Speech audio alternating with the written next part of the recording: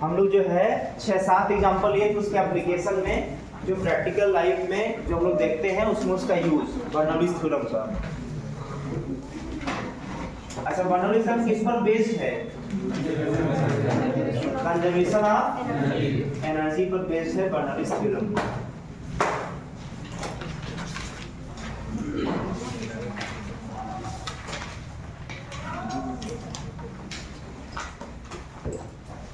इसमें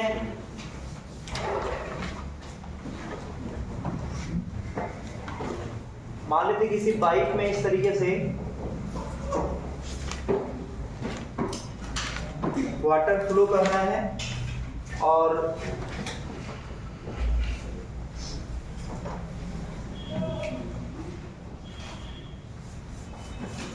यहां पर जो है मान लेते कोई पॉइंट ए है और यहां पर पॉइंट बी है, तो प्रेशर कहां पर ज्यादा कहां पर कम होगा बताइए? पूरा रिलेशन पता है?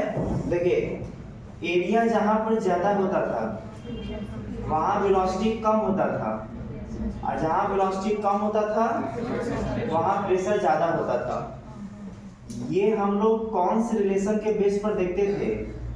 इक्वेशन ऑफ कंटिन्यूटी के रिलेशन से चेक करते थे कि एक ज्यादा होने पर दूसरा कम क्यों होगा। ये किस रिलेशन के बोलते हैं हम लोग हैं? कौन से मैथमेटिकल इक्वेशन से चेक करते हैं?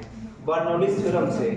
क्या होता है Bernoulli's theorem? Total sum of the energy per unit volume, और वो total energy of the sum of the energy कौन कौन से? काइनेटिक एनर्जी था,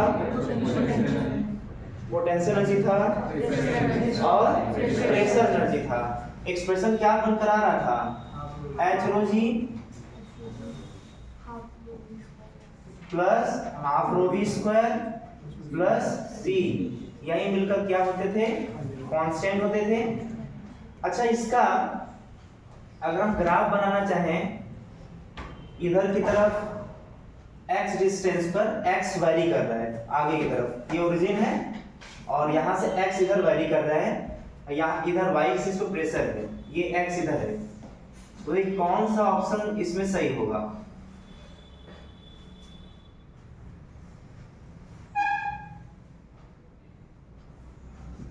ये सब px का ही ग्राफ है।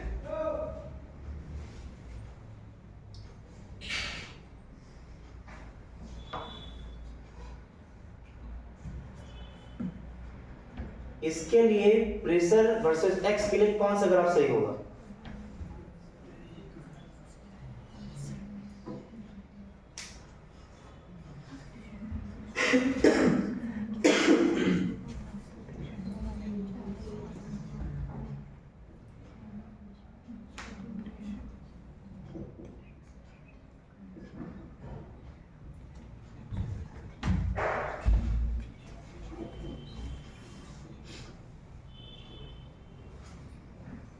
कौन सा होगा?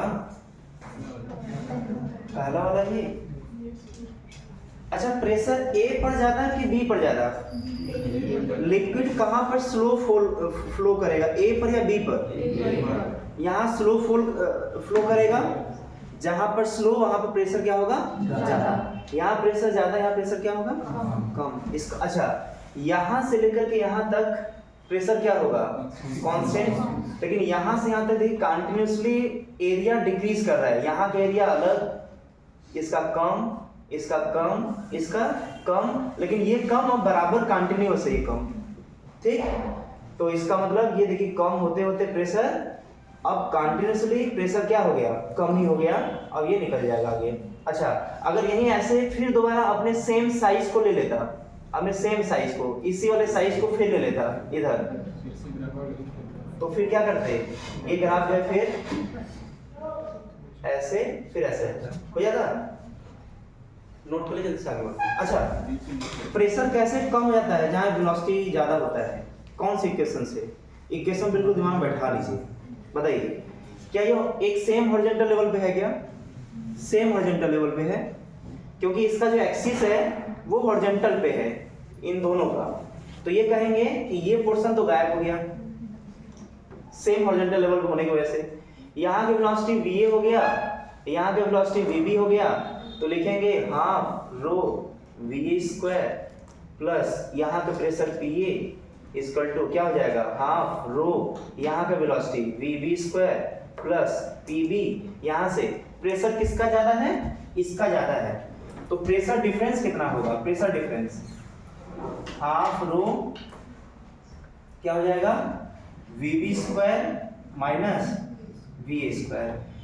हम लोग इसी एक्सप्रेशन पे जो है आज दो इंस्ट्रूमेंट के बारे में पढ़ेंगे, यही यूज होगा हर जगह, क्लियर ना। तो ये रिलेशन अच्छे से पता होना चाहिए। अब कैसे पता चला कि ये जो है ज्यादा कम, वो यहाँ से इक्वेशंस चेक कर सकते हैं। नहीं पता चल रहा है कैसे हो जाएगा ना, क्योंकि यहाँ पर ये कांस्टेंट होगा, ये कांस्टेंट होगा, तो एक बढ़ेगा तो ऑटोमेटिक दूसरा घट जाएगा, क्योंकि होना कांस्टेंट है। कांस्टेंट होने के लिए अगर एक बढ़ेगा तो दूसरा ऑटोमेटिक घट जाएगा। मतलब जहां वेलोसिटी रो तो चेंज करेगा नहीं कहीं पर भी, रो तो फिक्स है, लेकिन जहां वेलोसिटी ज्यादा वहां प्रेशर कम। इसी से बोल सकते हैं कि प्रेशर जहां वेलोसिटी ज्यादा होगा कम होगा वहां प्रेशर, ठीक है ना। तो अब इसको नोट कर लीजिए। इसी पर बेस्ड हम लोग दो इंस्ट्रूमेंट पढ़ते हैं, एक टॉर्सलिस इक्वेशन थ्योरम और दूसरा वेंचुरी मीटर और टॉर्सलिस इक्वेशन। अब फास्ट नोट कर लीजिएगा।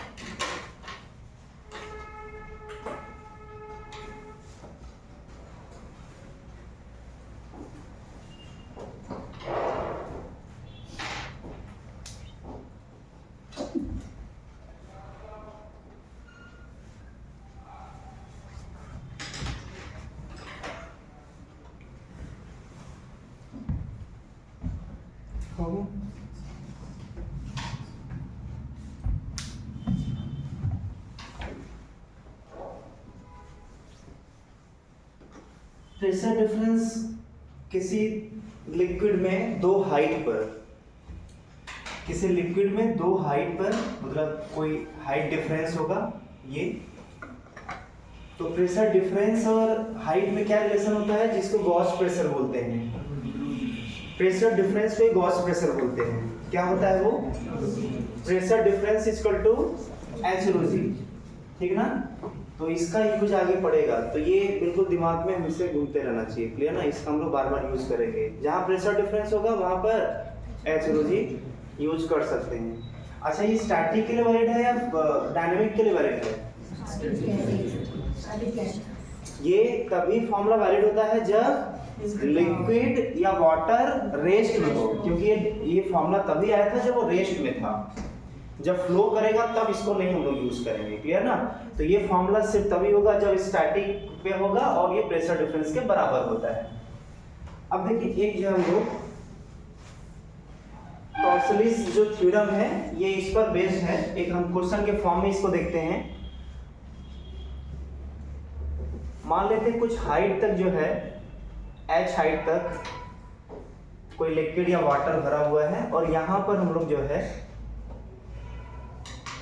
स्मॉल a एरिया का एक होल कर दिया। इसका जो टोटल क्रॉस सेक्शन एरिया है इसका, ये कैपिटल A है, और यहाँ पर जो है ये स्मॉल a है। हाँ, ये कंपेरेबल है, निगलेक्ट नहीं कर सकते, मतलब ये इतना होल है कि इसको इसके तुलना में निगलेक्ट नहीं कर सकते, कंपेरेबल है। तो क्वेश्चन ये है इसमें, अच्छा मान लेते हैं इसका डेंसिटी रो है, तो आपको ये बताना है कि यहाँ से जो वाटर फ्लो होगा या जो भी लिक्विड होगा जो फ्लो होगा इस होल से, वो जो है कितने स्पीड से बाहर आएगा। Find speed of liquid from orifice. Orifice इसी को बोलते हैं, क्लियर ना। ये नाम आएगा तो डरना नहीं है। ओरिफिस मतलब ये जो होल है यहाँ पर, उसको ओरिफिस बोलते हैं। उससे वाटर किस स्पीड से बाहर निकलेगा, ये क्वेश्चन। तो लिख लीजिए इसको, तो डायरेक्ट हम इसको करवा देते हैं। क्वेश्चन लिख लीजिए।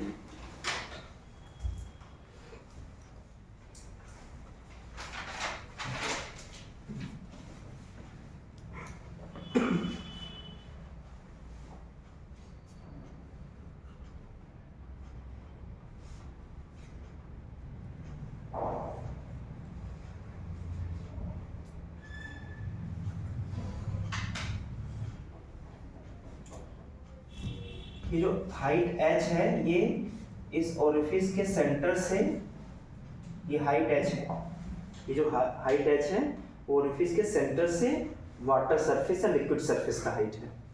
जब डायग्राम बनाइएगा तो इसको ध्यान दीजिएगा, ओरिफिस के सेंटर से वाटर का हाइट, ठीक है।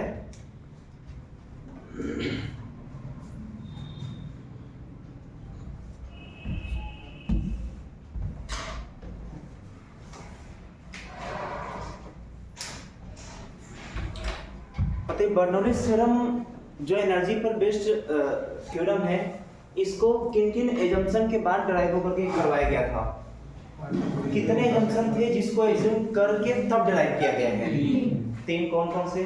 पहला इनकम्प्रेसिबल, मतलब वो कंप्रेस नहीं होना चाहिए। दूसरा स्ट्रीमलाइन फ्लो। अच्छा, कंप्रेसिबल होने से क्या दिक्कत होता? हमको भी एडजस्ट कर लो भाई उतनी जगह में, ये होगा तब तो क्या फेल होगा? इक्वेशन ऑफ कंटिन्यूटी, जो इक्वेशन ऑफ कंटिन्यूटी वो फेल हो जाएगा क्योंकि उसको एडजस्ट कर लेगा, पहला चीज। दूसरा क्या था? Streamline flow. तो दूसरा कौन सा टाइप का फ्लो होता है? टर्बुलेंट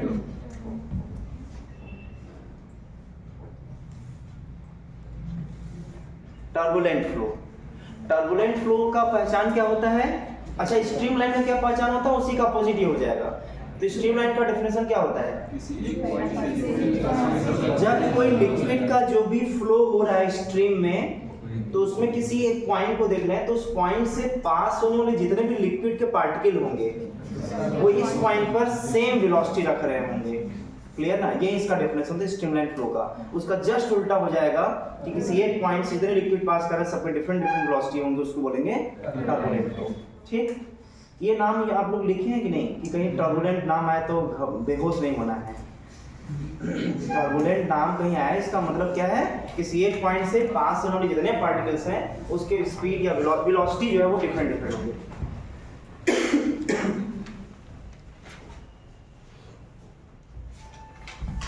नहीं लिखे तो आप लोग लिख लीजिए इसको। और इससे क्या हम लोग बचा लेते थे, कौन सा एनर्जी बचा लेते थे? टर्बुलेंट न होने से, स्ट्रीमलाइन होने से कौन सा एनर्जी बच जाता था? जो एक दूसरे से टकराने से एनर्जी लॉस होता है वो बच जाता है टर्बुलेंट फ्लो न होने से। स्ट्रीमलाइन फ्लो होने से जो कोलिजन से एनर्जी लॉस होता है वो बच जाता है।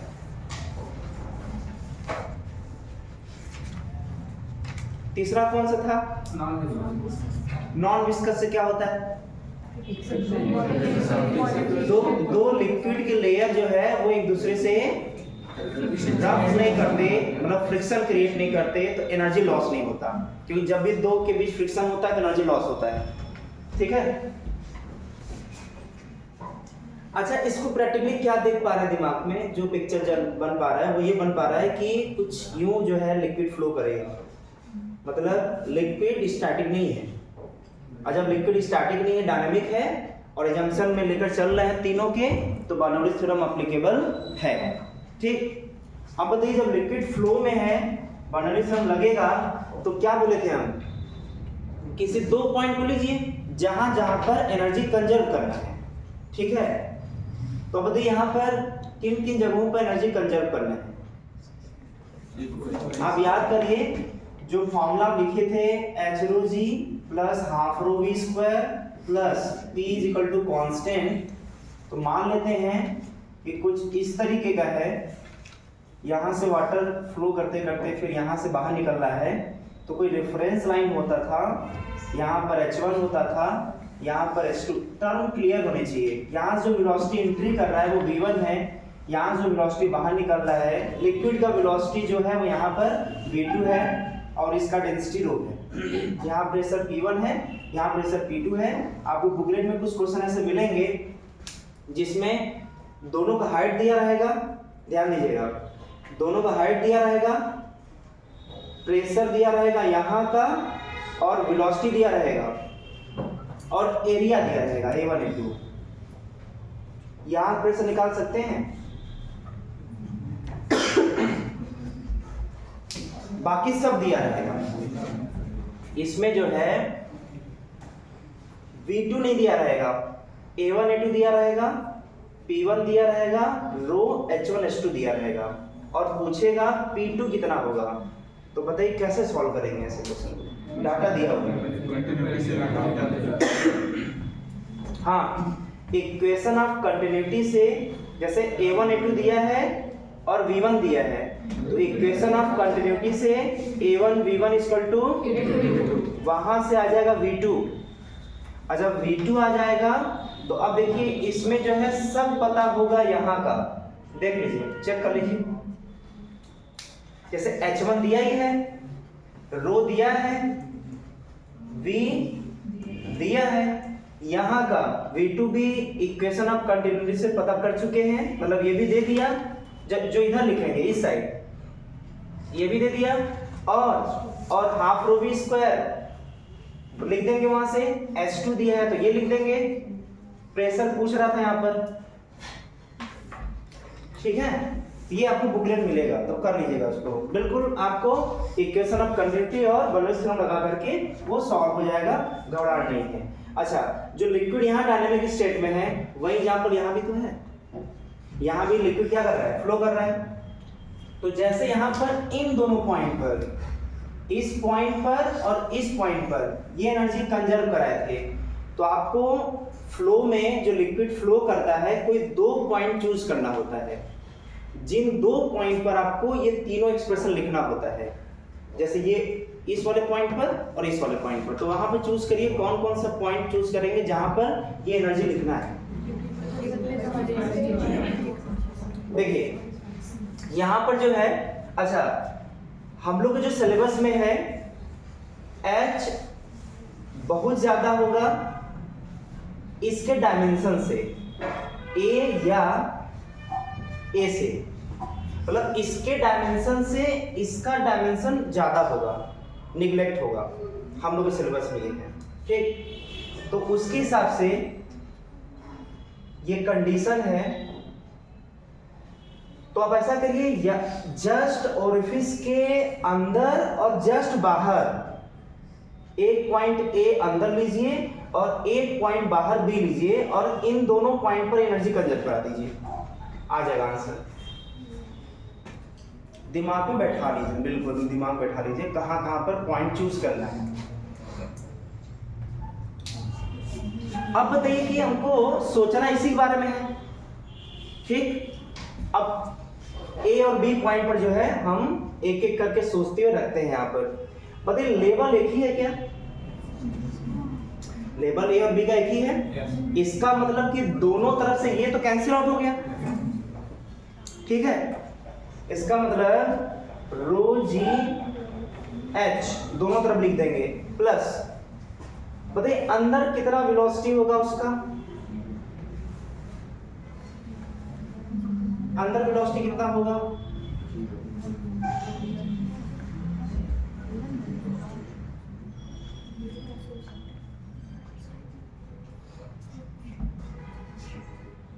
वेलोसिटी सेम आ जाएगा ना, जस्ट अंदर जस्ट बाहर वेलोसिटी सेम ही होगा, ठीक है।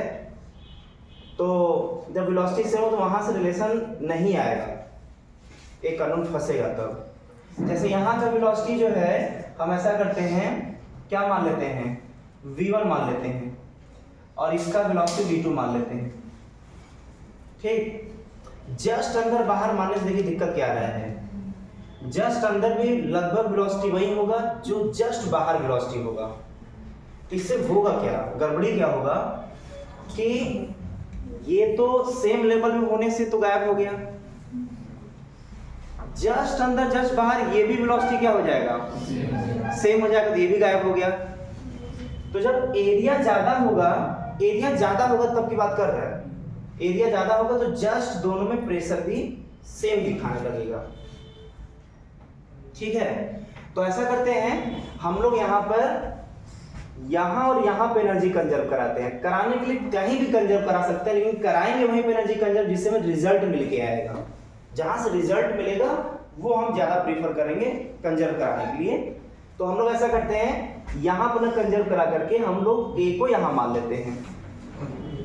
यहाँ मानने से दिक्कत क्या हुआ पता चला? यहाँ मानने से दिक्कत क्या हुआ? जस्ट अंदर जस्ट बाहर मानने से दिक्कत क्या हुआ? उस इक्वेशन में एच रो जी भी गायब हो गया और दूसरा हाफ रो बी स्क्वायर में जस्ट अंदर जस्ट बाहर वेलोसिटी सेम हो गया तो वो भी गायब हो गया। तो वहां से कुछ मिलता नहीं, प्रेशर सेम मिल जाता, इसलिए वो प्रोसेस हम हटा दिए। अब देखिए यहाँ और यहाँ में इक्वेशन लगाइए, देखिए तो हम यहीं पर डिफरेंस ले लेते हैं, यहीं पर डिफरेंस ले लेते हैं। तो पहला हम किसका ए पर लिखते हैं, energy at point A equal to energy at point B यहाँ पर। तो देखिए यहाँ पर क्या हो जाएगा, एच रो जी, तो एच हम लोग कैपिटल एच माने हैं, एच रो जी प्लस इसका वेलोसिटी कितना है, half rho v1 square plus और क्या बचा, प्रेशर।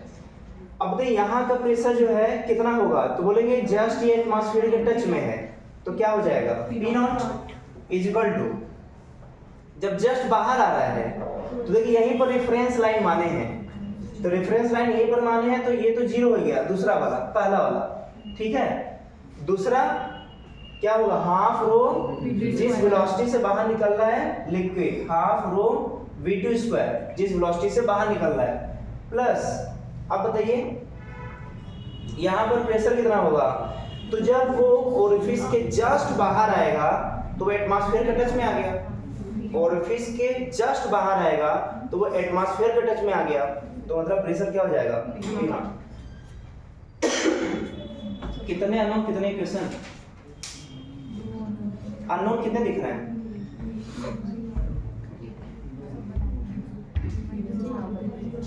कितने, v1 v2 v1 और v2। क्वेश्चन में क्या क्या दिया था, क्वेश्चन में h दिया था, रो दिया था, a दिया था और ये a दिया था, तो इस इक्वेशन में दो अननोन है V1 और इक्वेशन कितना है, एक ही है, तो एक इक्वेशन और पाना पड़ेगा तभी सॉल्व हो पाएगा, नहीं तो नहीं सॉल्व होगा। दूसरा क्या होगा, लॉ ऑफ कंटिन्यूटी। तो देखिए पहला इक्वेशन ये, इसको सिंपलीफाई करिए थोड़ा, तो ये गायब हो गया और यहां से आ गया, यहां देखिए ये आ गया हाफ रो, V1 ज्यादा होगा V2 ज्यादा होगा, प्रैक्टिकली थोड़ा देखा जाए इस पे V2 ज्यादा होगा, ठीक है ना, क्योंकि इस होल से ज्यादा वाटर तेजी से निकलेगा क्योंकि कम एरिया है, एरिया कम है, तो V2 square minus equal to क्या हो जाएगा, H रो G। ये पहला इक्वेशन। दूसरा देखिए इक्वेशन ऑफ कंटिन्यूटी, ये क्या बोलेगा, A1 V1 equal to A2 V2 अधिक एरिया ऊपर वाले का कैपिटल A, वेलोसिटी कितना होगा V1 इक्वल टू इसका एरिया कितना होगा A और ये क्या होगा V2, ठीक है। तो यहाँ से दो अननोन दो इक्वेशन, जब इसको सॉल्व करेंगे तो ध्यान दीजिएगा क्या रिलेशन मिलता है इसमें, वो रिलेशन हम याद भी करवाएंगे आपको क्योंकि हमको टाइम बचाना है टेस्ट में या एग्जाम में।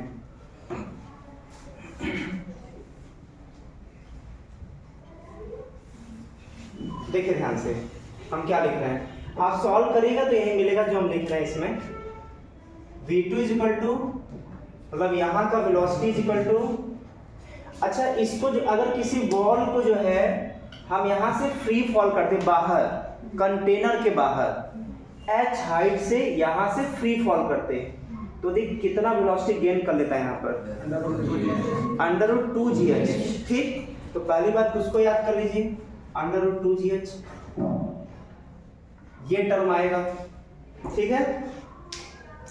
दूसरा पता इसमें जो है नीचे जो वैल्यू आएगा बस यही आपको एक्स्ट्रा थोड़ा याद करना है, ये तो पहले से आपको पता है, यही एक्स्ट्रा है जो आपको याद करना है।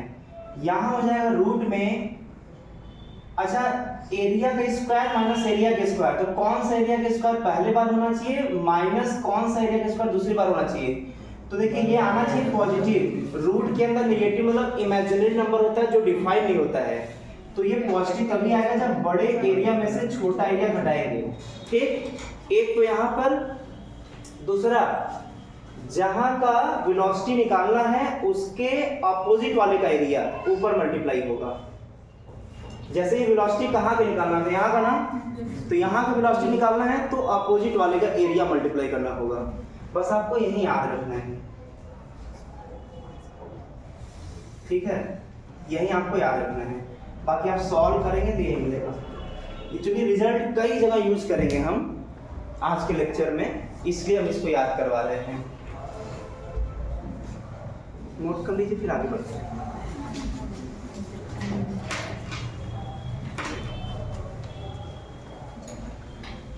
ये दूसरा इक्वेशन है, दूसरा इक्वेशन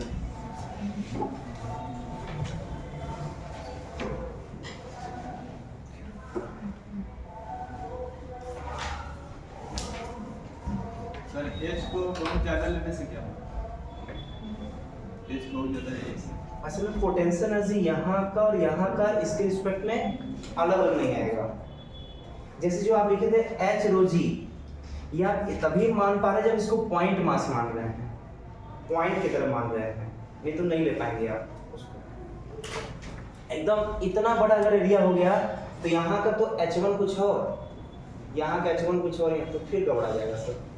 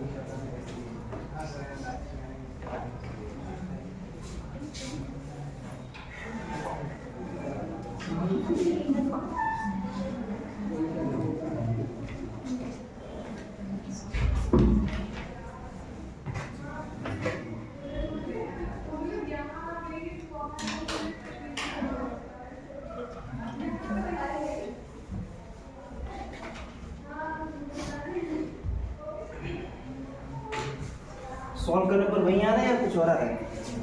ठीक में आप लोग भी डायरेक्ट लिख लिए। ऐसा मत करिए, इसमें आप लोग तो ट्राई कर लीजिए इसमें।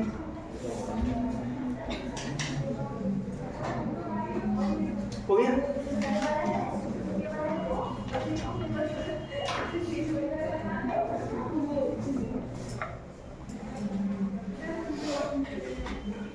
ये रिजल्ट यही थोड़ा दिमाग का रखना है। नीचे रहेगा रूट में ज्यादा एरिया का स्क्वायर माइनस कम एरिया का स्क्वायर, ये नीचे रहेगा, और ऊपर जहां का वेलोसिटी निकालना है उसके अपोजिट वाले एरिया से मल्टीप्लाई करेंगे। बस ये चीज याद रहना चाहिए। बस जो कई जगह यूज हम करेंगे आगे, इसलिए इसको याद कर लीजिए आप लोग, जिससे आपका स्पीड थोड़ा टाइम बचेगा, बढ़ेगा। दूसरा, अच्छा इसमें एक और कंडीशन लगाते हैं। एक कंडीशन वहां लगाए थे क्या, कि h बहुत बड़ा होना चाहिए उसके एरिया के डायमेंशन से, ठीक। दूसरा कंडीशन है if ये जो होल है इसके एरिया के कंपैरिजन में ये नेग्लेक्ट कर देता है, एकदम नेग्लिजिबल इसके तुलना में, मतलब इसका वैल्यू बहुत ज्यादा होगा, ये उसके कंपैरिजन में बहुत छोटा होगा, ठीक। तो क्या लिखेंगे, कंडीशन होगा if a बहुत ज्यादा होगा a से। कभी भी जो ज्यादा होता है ना, सिंप्लीफाई करने के लिए मैथ का रूल होता है, उसको डिवाइड के फॉर्म में लाना चाहते हैं, क्योंकि बहुत छोटा डिवाइडेड बाई बहुत बड़ा ये जीरो होता है, ठीक। जैसे बहुत बड़ा है तो इसको हमेशा हम डिवाइड के फॉर्म में लेकर आना चाहते हैं, जिससे कि पूरा एक्सप्रेशन ही जीरो हो जाए। तो ये ऐसा कब होगा मैथमेटिकली, बताइए यहाँ पर ऐसा कब होगा, बताइए। v2 इक्वल टू डिवाइड के फॉर्म में, a केवल डिवाइड के फॉर्म में दिखे तो ऐसा लिख सकते हैं क्या, √2gh डिवाइडेड बाई, इसको नीचे डिवाइड कर दिया, नीचे डिवाइड करेंगे तो a square by a square minus a square by a square, ठीक है, लिख सकते हैं ऐसे। अब बताइए ये क्या हो गया, 0 1, और ये क्या हो जाएगा 0, तो बताइए 1 माइनस 0 1 √2gh। ये रिजल्ट आपके कुछ ऐसा रिजल्ट से मैच कर रहा है कि किसी बॉल को h हाइट से अगर हम लोग रिलीज कर दें तो h हाइट नीचे आते आते उसका वेलोसिटी √2gh आ जाता है फ्री फॉल के केस में। इसका रिजल्ट और इसका रिजल्ट में कोई अंतर नहीं, ठीक। लेकिन ये रिजल्ट कब ये वैलिड होगा, ये वाला जब ये लिख देगा। हम लोग के सिलेबस में यही है, 90% क्या उससे भी ज्यादा चांस इसी पर है बेस्ड आएगा, क्लियर ना, जब निगलेक्ट एरिया करता है। लेकिन 10% को भी हल्के में नहीं लेना है, ठीक है ना। इसको नोट कर लीजिए जल्दी से, फिर आगे बढ़ते हैं।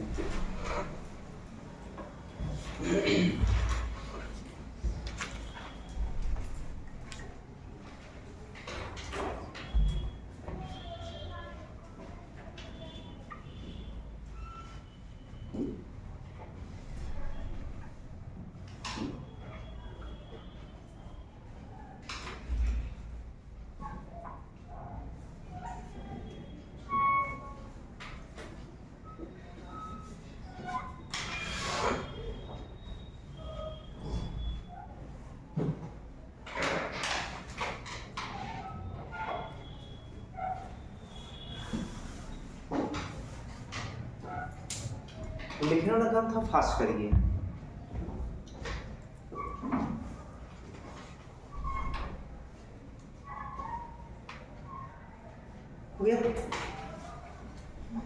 अब बताइए कि अगर जिसका डेंसिटी ज्यादा होगा वो तेजी से फ्लो करेगा, या जिसका कम डेंसिटी होगा वो तेजी से फ्लो करेगा। जिसका डेंसिटी क्या होगा, लगाइए दिमाग।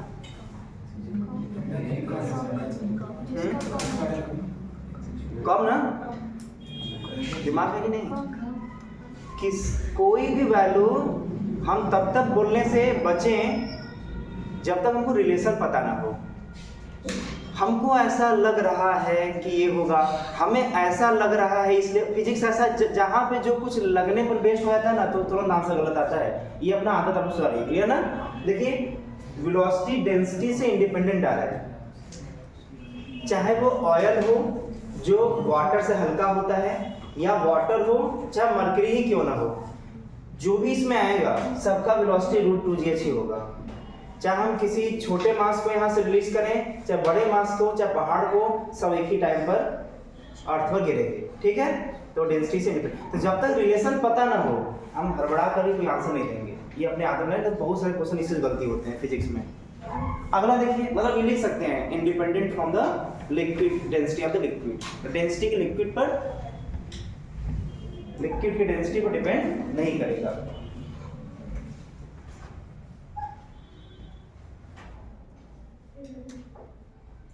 लिक्विड की डेंसिटी पर डिपेंड नहीं करेगा वेलोसिटी।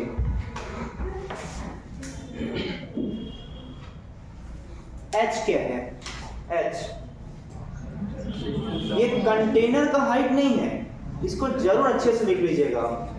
ऑरिफिस का उस लिक्विड के फ्री सरफेस से हाइट है। ये ऑरिफिस कहीं भी हो सकता है, कहीं वॉल बीच में भी ये ऑरिफिस बन सकता है। तो ये h क्या है? ये कंटेनर का हाइट नहीं बोलना है। सर हमें ऐसा लग रहा था कंटेनर का हाइट था, उसी से बचना है, ठीक है ना?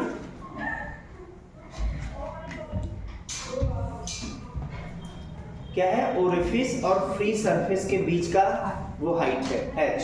ये लिख लिए कि नहीं आप लोग? टर्मिनोलॉजी क्लियर होना चाहिए। दूसरा एक क्वेश्चन आपसे पूछेगा, find the rate of flow of the liquid. Rate of flow of liquid, बताइए इस टर्म का क्या मैथमेटिकल मीनिंग है? इस भाषा का मैथमेटिकल क्या मीनिंग है? नहीं, मतलब rate of flow of liquid का मैथमेटिकल लैंग्वेज है ये एरिया इनटू वेलोसिटी। कहीं पर भी लिख they find the rate of flow of liquid, तो फ्लो करने का रेट क्या होता है? dm/dt। याद करिए जो पिछले टर्म में लिखवाए थे इक्वेशन ऑफ कंटिन्यूटी, क्या होता है? जितना मास अंदर जाएगा उतना मास बाहर निकलेगा। मतलब क्या कांस्टेंट होगा? अरे जो बनाए थे कोनिकल टाइप का, इधर जितना मास जा रहा था इधर से उतना मास बाहर निकल रहा था उतने टाइम में। तो dm/dt क्या था? कांस्टेंट था। इसी से तो लिखते थे ना, क्या लिखते थे बताइए? इसी को बोलते थे density area length bye dt, और यही वेलोसिटी बन जाता था। और डेंसिटी कॉमन होने की वजह से कट जाता था, तो a1v1 a2v2 आता था। तो a1v1 a2v2 ये क्या है? तो ये फिजिक्स के लैंग्वेज में rate of flow of liquid है। इस लैंग्वेज को पहचानिएगा, ये कहीं पूछेगा तो हम ये निकालेंगे, ये लैंग्वेज यूज करेगा तो ये निकालेंगे, नोट कर लीजिए।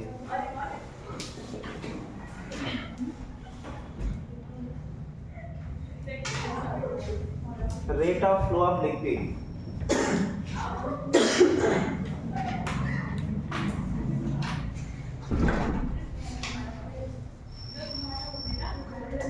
ट्रिक के तौर पे इसको नोट करिए, ट्रिक के लिए याद रखने के लिए, ट्रिक के लिए कि जैसे फ्री फॉल अगर किसी पार्टिकल को h हाइट से करें तो जो रिजल्ट मिलता है वही मिलेगा।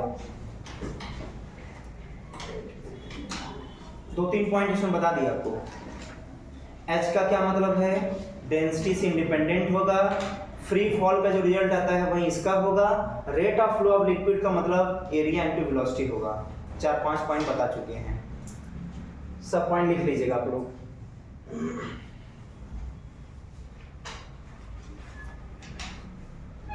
हो गया? नेक्स्ट तो क्या लिखेंगे यहाँ पर? इसका रिजल्ट क्या मिलेगा? एरिया जिससे वो बाहर निकल रहा है कितना है? ए, वेलोसिटी कितना आया था v, उधर देख के नहीं बोलना है, इधर देख के बोलिए। वेलोसिटी कितना आया था,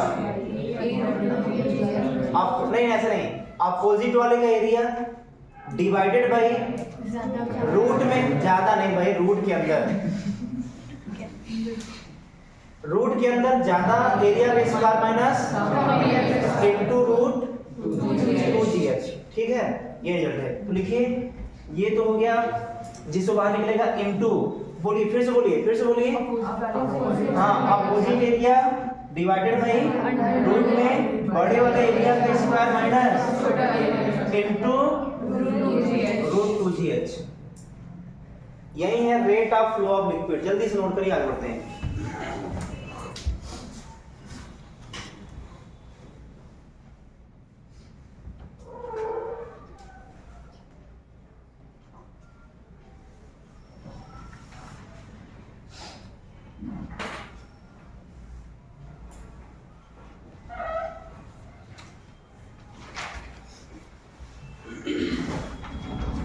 हो गया, हो गया ये। नेक्स्ट, अब ये हम पुराना क्वेश्चन पूछने जा रहे हैं, देखते हैं कितने बच्चों के दिमाग में है ये। बताइए यहाँ पर अगर ये स्मूथ सरफेस पर जो है रखा होता तो क्या ऐसा लग रहा है कि इसके ऊपर फोर्स लगता, इस वेसल के ऊपर फोर्स लगता?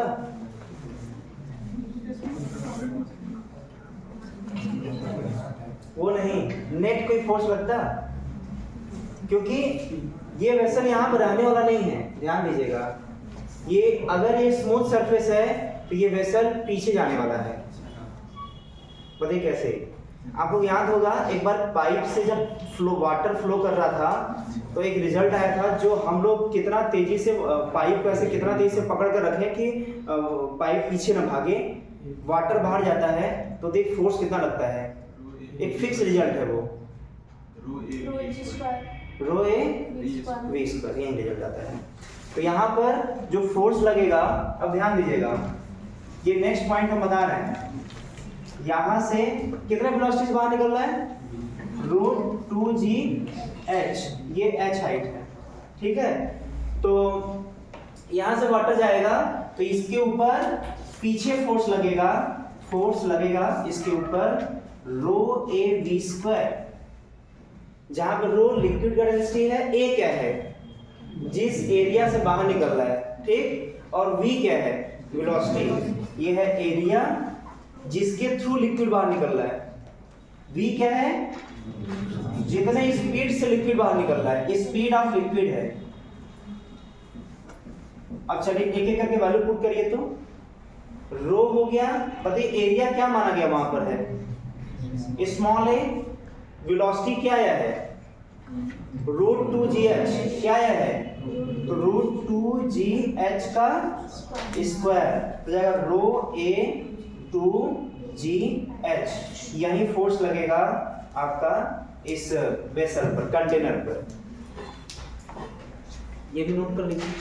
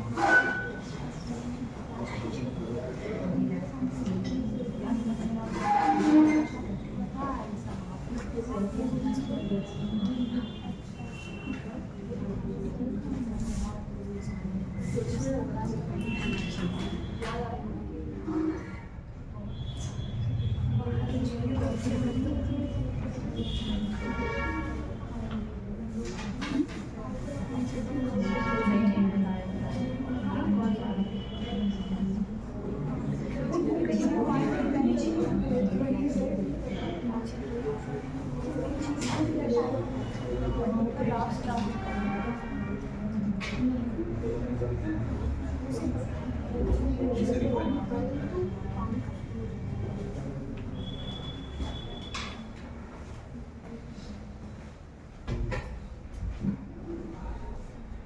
हो गया। यस अब देखिए इसमें क्वेश्चन ऐसे पूछ सकता है, ध्यान दीजिएगा, बोलेगा कि मिनिमम कितना कोफिशिएंट ऑफ फ्रिक्शन यहाँ रखें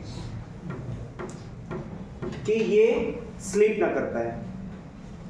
मैक्सिमम तो कुछ भी रख सकते हैं, कभी स्लिप ही नहीं करेगा। मिनिमम कितना फ्रिक्शन कोफिशिएंट रखें, म्यू, मिनिमम कितना म्यू रखें कि स्लिप ना करे। तो कॉन्सेप्ट क्या होगा? कॉन्सेप्ट सिंपली ये होगा कि जो फोर्स ये आ रहा है इसको म्यू इंटू एन के बराबर कर देंगे, और एन को निकालने के लिए जो जो डाटा का जरूरत पड़ेगा वो दे देगा, उसे घुराना नहीं है। जैसे डेंसिटी दे दिया है, अच्छा एरिया दे दिया है, अगर टोटल हाइट दे दिया तो मास भी पता चल गया तो वो आ जाएगा। तो इस टाइप का कोई भी क्वेश्चन घुमाता फिराता अगर है तो आप सॉल्व कर लीजिएगा, फंसिएगा मत उसमें। सर टेस्ट में इस टाइप के क्वेश्चन मिलेंगे आपको, भले क्वेश्चन प्रैक्टिस शीट में ना मिले। तो आगे बढ़ते हैं इसमें।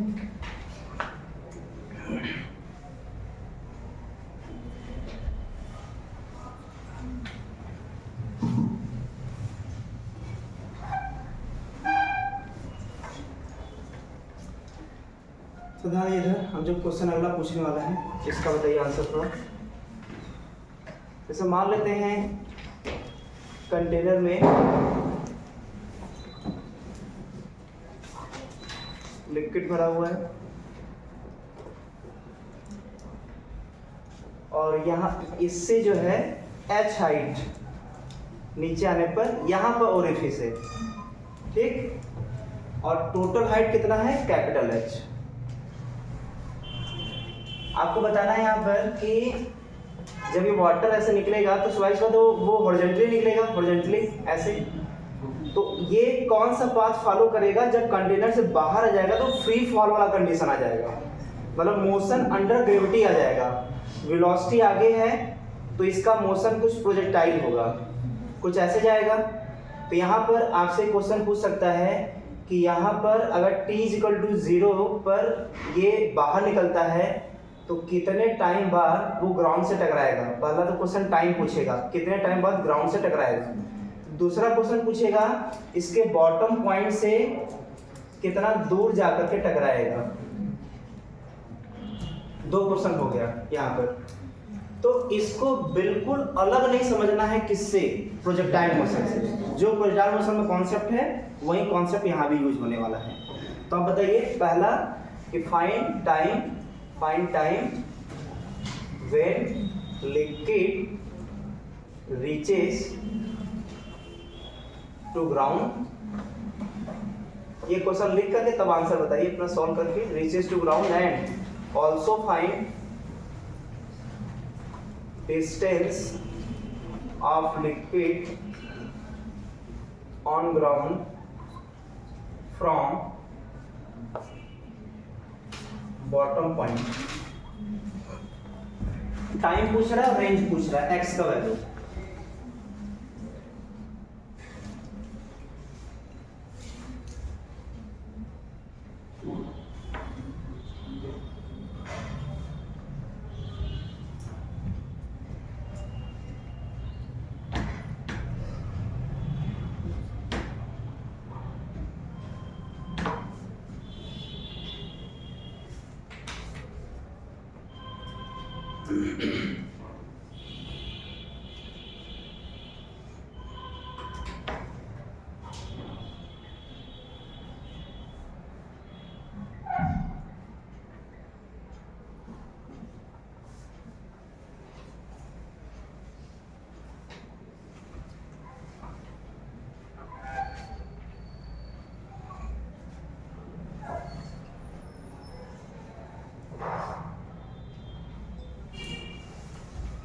ठीक है,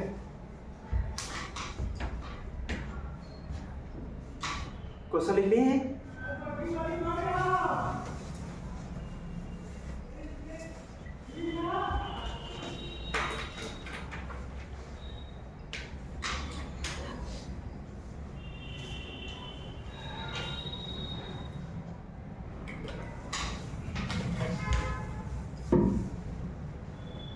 कंबाइंड टेस्ट देने के चक्कर में इतने बार रिवीजन कर लिए होंगे आप लोग प्रोस्टाइल मोशन हॉरिजॉन्टल इस टाइप का कि एकदम बिल्कुल जुबान पे होगा आपके रिजल्ट जो है। अब जल्दी इसको बताने का कृपा करें, जो जुबान पर आपके हैं उसको कृपया करके बताएं। क्या होगा टाइम? हाँ क्या होगा? Root 2h minus H upon यही होगा। ये हाइट है, मतलब h हाइट से अगर किसी को हॉरिजॉन्टली फेंकते हैं तो रूट 2h अपॉन जी से वो ग्राउंड पर टकराता है, ठीक है। अच्छा इसके में भी टाइम नहीं लगना चाहिए। x इक्वल टू क्या होता है? ut बस, जहाँ पे u है हॉरिजॉन्टल वेलोसिटी, तो यहाँ पे हॉरिजॉन्टल वेलोसिटी कितना है? रूट 2gh इंटू टाइम कितना होगा? Root 2h minus H divide by G, G से जी कैंसिल, 2 से 2 कैंसिल, आ जाएगा 2 बाहर और अंदर बचेगा h माइनस एच, यही होगा। क्या रेंज कह सकते हैं क्या इसको? क्योंकि कहीं ना कहीं ग्राउंड पे गिर रहा है बॉटम पॉइंट से, तो उसको रेंज के टर्म में लिखा जा सकता है। सर वहाँ पे स्मॉल h होगा ना, यहाँ पर, यहाँ पर, ये क्योंकि वही हाइट ले रहा है, यही वेलोसिटी लेंगे, स्मॉल h हो जाएगा। ये रेंज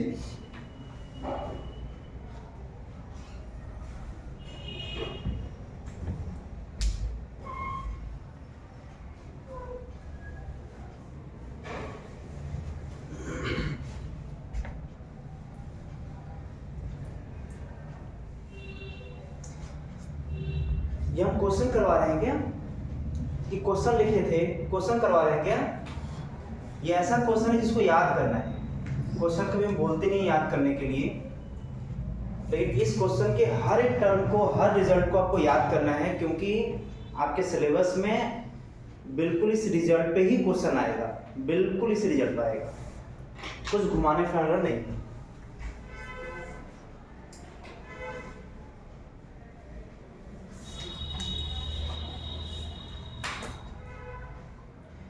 और मैकेनिक्स को छोड़ करके बाकी चैप्टर इसलिए आसान हो जाते हैं क्योंकि यहाँ पर क्वेश्चन ही याद कर जाते हैं। मैकेनिक्स में गलती से भी ऐसा नहीं बोले होंगे ये क्वेश्चन करवाना याद कर जाइएगा, उसमें हर जगह हर चीज बदलता रहता है, टाइप्स ऑफ क्वेश्चन कई सारे होते हैं मैकेनिक्स में। लेकिन यहाँ पर हम बोल रहे हैं कि इस क्वेश्चन को याद कर जाइए, इसका हर एक रिजल्ट आपके लिए इंपॉर्टेंट है, और जब भी क्वेश्चन एग्जाम में आएगा बिल्कुल केवल फॉर्मूले में आपको रखना होगा, चुपचाप आंसर आ जाएगा। इस लिहाज से ये चैप्टर, ये सब चैप्टर आसान होते हैं। अच्छा, जो यहाँ पर रिजल्ट आ रहा है ध्यान दीजिएगा, यहाँ पर ओरिफिस था, यहाँ पर लिक्विड गिर रहा था यहाँ पर, तो ये रेंज आया था r equal to 2 root h minus h, और ये हाइट s था, लिक्विड यहाँ तक है, ये कैपिटल। अब देखिए और क्या इंपॉर्टेंट इसमें है जो आपको रिजल्ट पता होना चाहिए, वो पूछ सकता है रेंज जो है ये मैक्सिमम कब होगा। तो देखिए जैसे कोई भी जो r है वो h के फंक्शन में वेरी कर रहा है, ये जो r है वो h के फंक्शन में वेरी कर रहा है, तो इसका मैक्सिमा या मिनिमा जो भी निकालना होगा तो मैथमेटिकली हम ये बोलते हैं dr अपॉन dh, इसको 0 के बराबर करेंगे। तो जब मतलब इसको डिफरेंशिएट करेंगे किसके रिस्पेक्ट में, देखिए किसको डिफरेंशिएट करते हैं, जिसका मैक्सिमा निकालना होता है। अब किसके रिस्पेक्ट में डिफरेंशिएट करते हैं, जो वैरी करता है।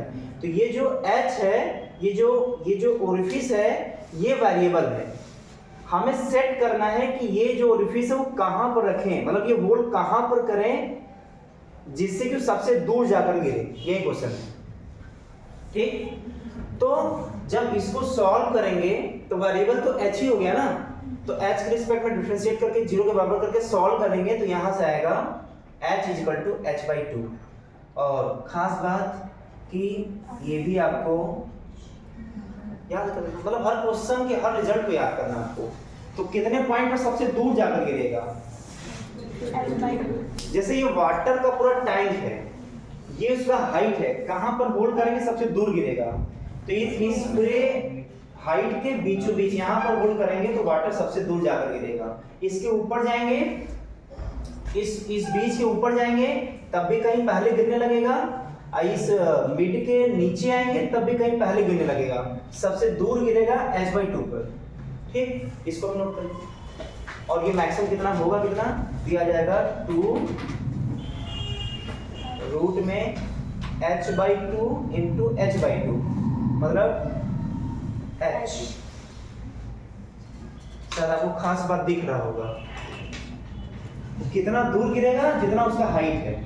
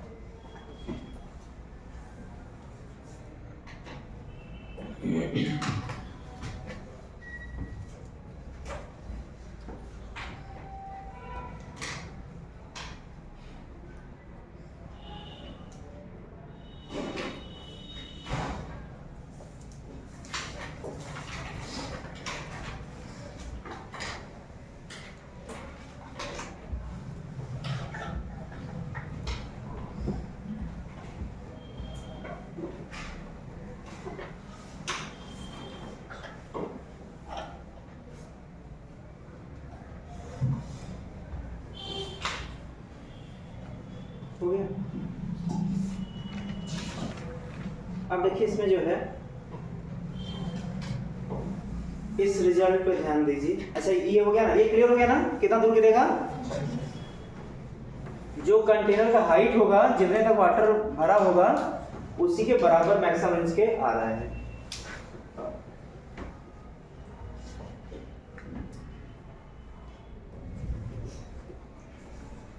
अच्छा इस रिजल्ट को ध्यान दीजिए थोड़ा। तो अगर हम पूछे h क्या है,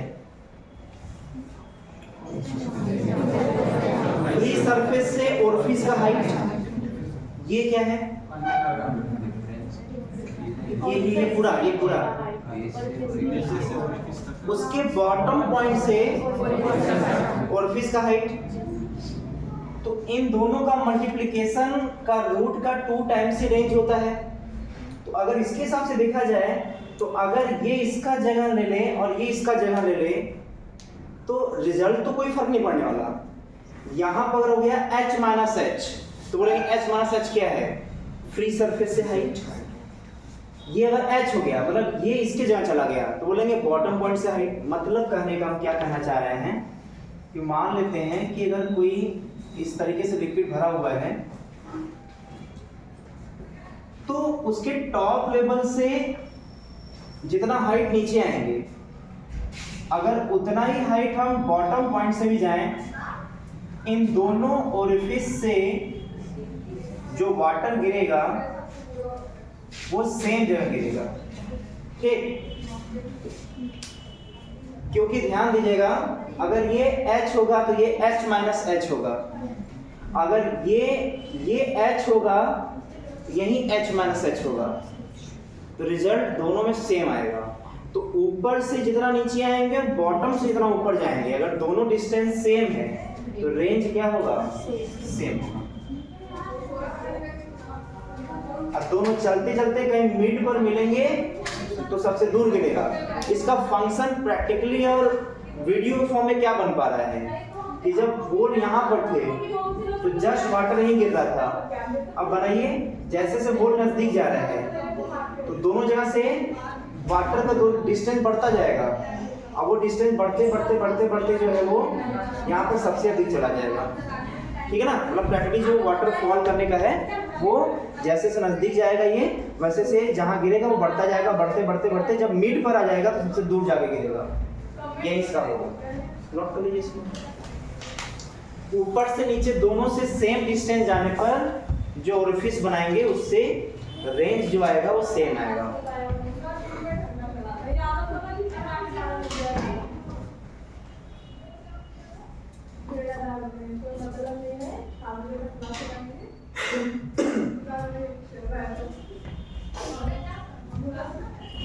प्रोजेक्टाइल मोशन में यही कंडीशन किस पर फुलफिल हो रहा था कि एक को थीटा पर फेंके दूसरे को 90 माइनस थीटा पर, तो रेंज सेम आता है। यहाँ पे डिस्टेंस की बात कर रहा हूँ।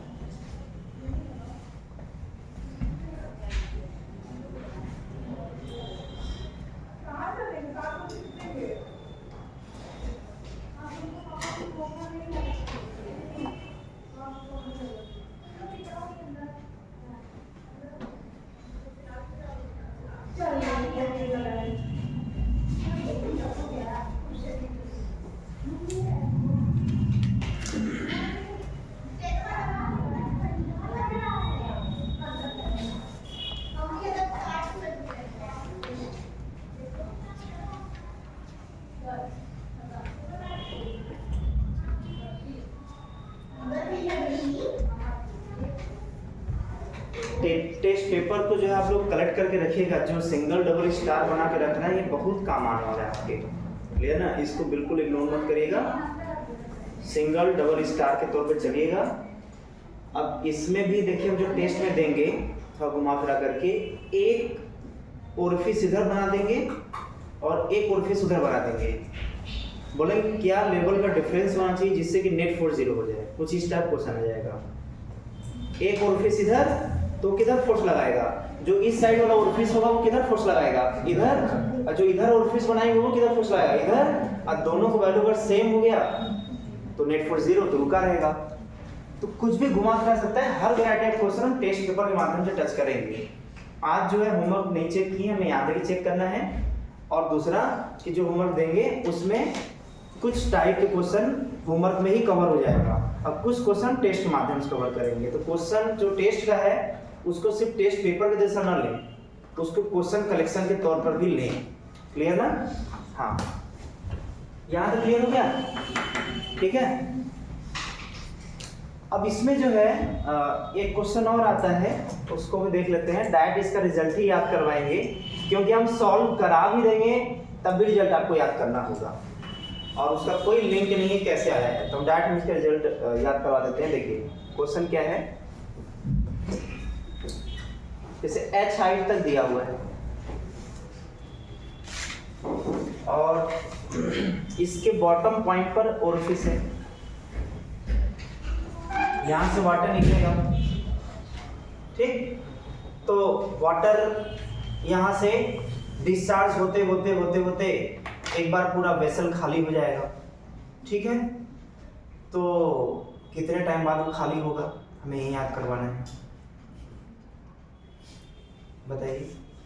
अच्छा, अगर फ्री फॉल करता है यहाँ से तो कितने टाइम बाद यहाँ, अगर कोई बॉल होता तो कितने टाइम बाद यहाँ पर पहुंच जाता? कोई बॉल जो है h हाइट से कितने टाइम पर आ जाएगा? ये आ जाएगा, ये इसका टाइम आएगा t इक्वल टू कितना, रूट 2h अपॉन। इसको याद करने में कोई कष्ट है? ये तो पुराना रिजल्ट है, ये रूट 2h अपॉन g। अब देखिए हम क्या इसमें ट्रिक बता रहे हैं, ट्रिक ही है, कॉन्सेप्ट है नहीं कि अच्छा तो इसको खाली होने में ज्यादा टाइम लगेगा कि ये टाइम ज्यादा होगा, दिमाग लगाइए।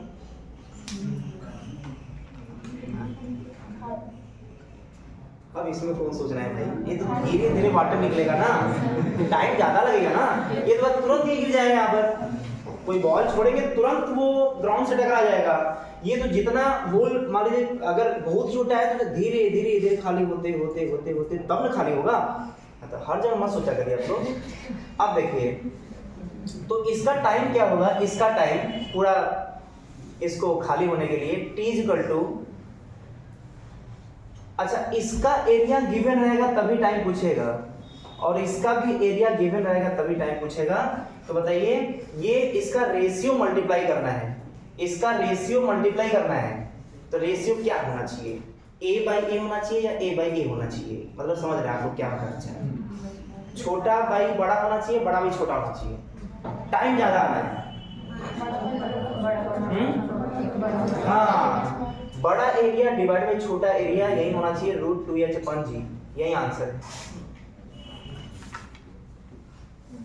ठीक, इसी ट्रिक से याद रखिएगा, इसमें कोई कष्ट नहीं, लिख दीजिएगा, इसमें कोई टेंशन नहीं है। ये इसलिए है क्योंकि ज्यादा बाई कम करेंगे तभी टाइम अधिक लेगा खाली होने में, ठीक है ना। बस तो इसी ट्रिक से याद कर लीजिए।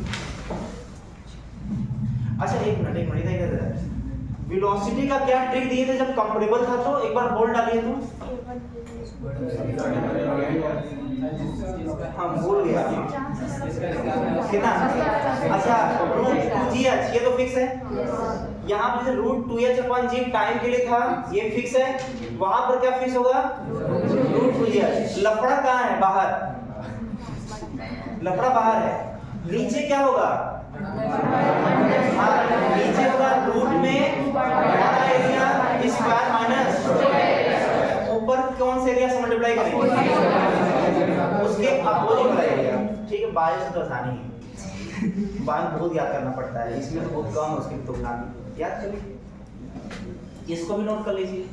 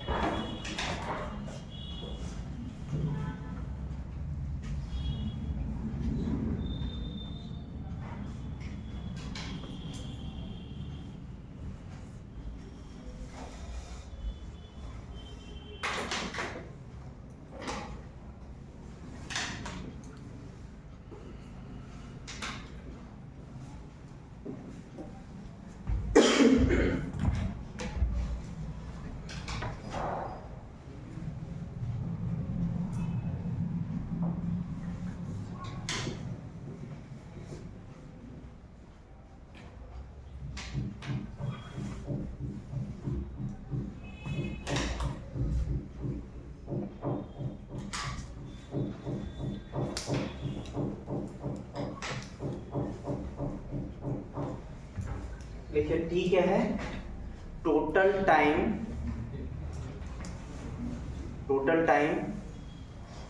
To emptied the vessel, total time to emptied the vessel.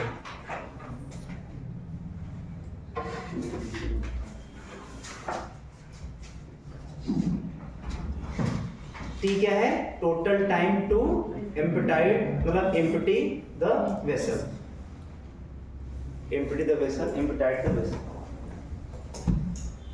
ये हो गया। ये टर्म अच्छे से क्लियर हो उसके लिए एक क्वेश्चन में शुरू कर लेते हैं कि अगर यहां पर ओरिफिस है जिसका एरिया ए है, इसका एरिया कैपिटल ए दिया हुआ है, बताइए find time to emptied the half of the total height.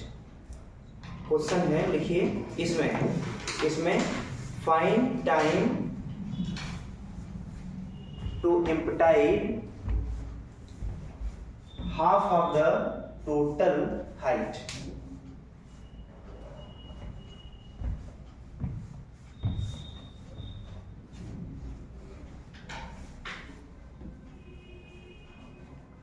हो गया। And also find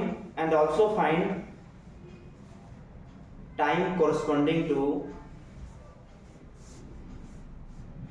and also find time corresponding to another half, and also find time corresponding to another half.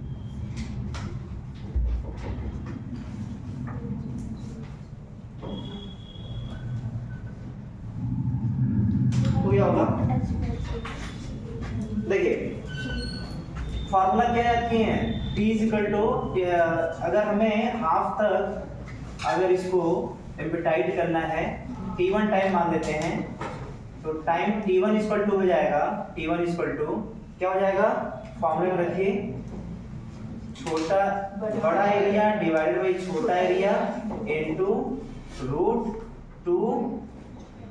अब ये question इसलिए करवाना था क्योंकि हमें बताना था कि h होता क्या है, बस इसी h के टर्मिनोलॉजी को क्लियर करने के लिए क्वेश्चन करना है। ये h क्या है, जितने हाइट तक वो घटा है वही h है। ये टर्म अगर गड़बड़ समझ में आया तो फिर कोई मतलब नहीं याद करने का है। ये h क्या है, स्टार्टिंग से जितना हाइट वो कम हुआ वही h यहाँ पर रखेंगे। तो स्टार्टिंग से जहां तक कम हुआ वो है h बाई 2 बाई जी, 2 से 2 cancel, a by a root h by G. अच्छा इधर ध्यान दीजिएगा, दो चीजें, क्या इसके घटने के साथ साथ ये स्पीड वैसे के वैसे रहेगा या स्पीड बढ़ जाएगा?